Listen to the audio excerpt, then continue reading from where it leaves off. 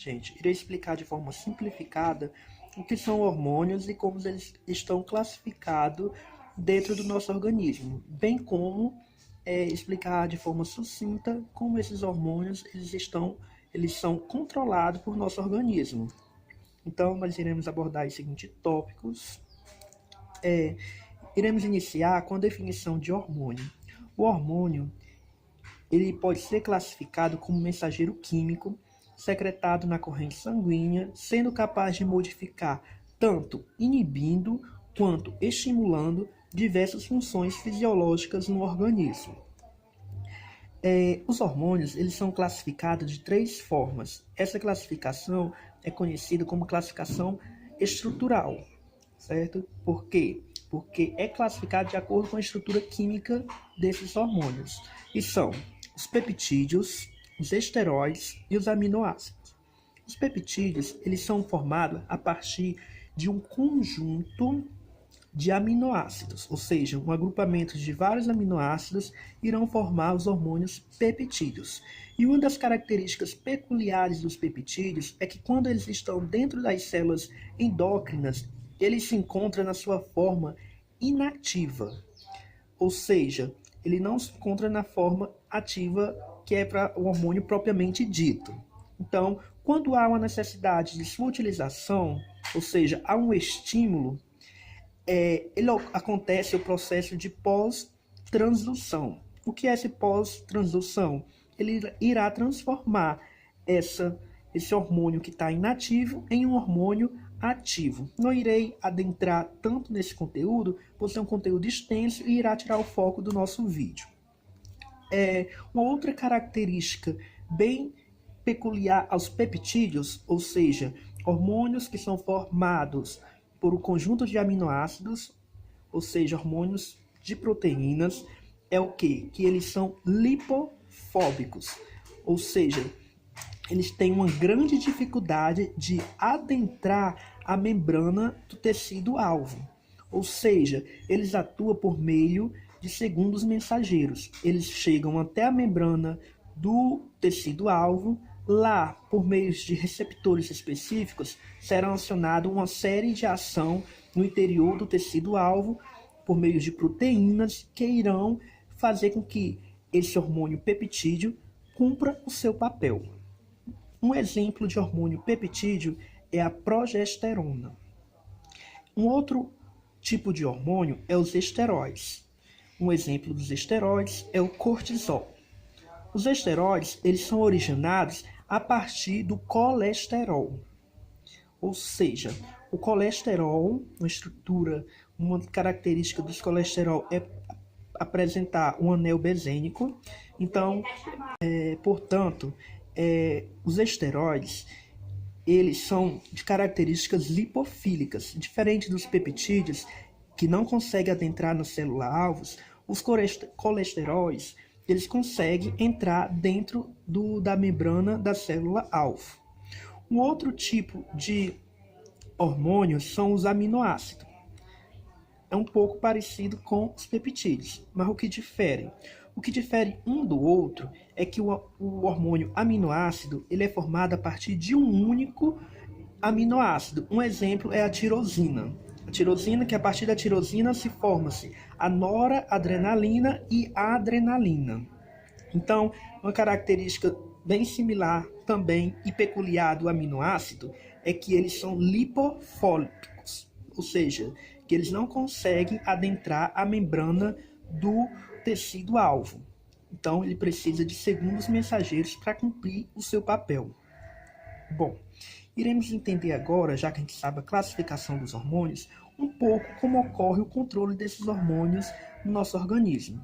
O controle é por meio do reflexo simples. Eu trouxe aqui o exemplo do hormônio da paratireoide.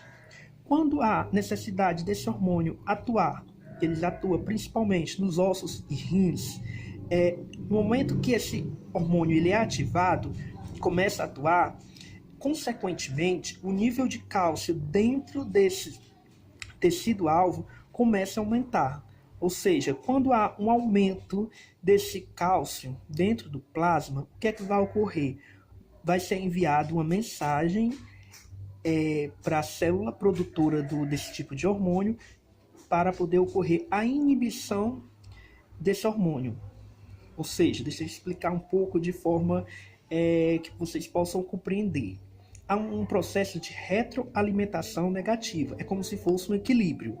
O hormônio começa a ser produzido, chega um dado momento que esse hormônio cumpre o seu papel. Então, a glândula formadora, ela inibe, ou seja, ela impede que essa célula que forma o hormônio paratireoidiano continue a produzir esse hormônio.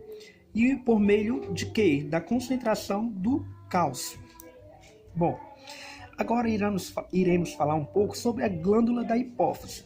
A glândula da hipófise é uma estrutura muito importante na distribuição e produção de hormônio. Ela se encontra localizada no osso esfenoide. É uma estrutura bastante pequena, que fica logo na parte inferior do encéfalo e de origem embrionária. Nós podemos comparar o tamanho da hipófise como um grão de ervilha. Apesar de pequena, a hipófise ela é dividida em duas etapas, em duas estruturas. Nós temos a neurohipófise, que é a região, é como se fosse uma sequência do canal neural, e nós vamos ter a adenohipófise. Qual a diferença entre neurohipófise e adenohipófise? A adenohipófise é como se fosse apenas um canal, uma continuação do encéfalo, enquanto a adenohipófise é o que a gente chamamos de glândula endócrina propriamente dita. Por quê? Porque na adenohipófise são produzidos diversos tipos de hormônio. Hormônios esses que são fundamentais para a realização de diversas funções fisiológicas do organismo. Um dos exemplos é a produção do TSH, hormônios que irá controlar a tireoide, o FHS e o hormônio do crescimento. Existem diversos tipos de hormônios, aproximadamente 6 tipos de hormônios. A neurohipófise, apesar dela ser considerado apenas uma sequência do canal neural, ela também tem, uma certa forma, um papel muito importante, como na produção de 2 hormônios, como a ocitocina e a vasopressina. Portanto, popularmente, esse processo aqui da glândula hipófise é conhecido como a porta de saída dos hormônios que são produzidos no encéfalo. Ou seja, todo hormônio que é produzido no encéfalo, antes de ser secretado na corrente sanguínea, deverá passar pela glândula da hipófise. Então, ou seja, tudo que é produzido, seja no cerebelo, no cérebro, tudo que é produzido de hormônio no encéfalo, ele é drenado, ele passa por meio da hipófise. De forma resumida, glândula da hipófise, ela está dividida em adenohipófise e neurohipófise. Diferença entre adeno e neuro. Adeno é a glândula propriamente dita. Produz diversos hormônios que são essenciais para o nosso organismo, cerca de 6 hormônios.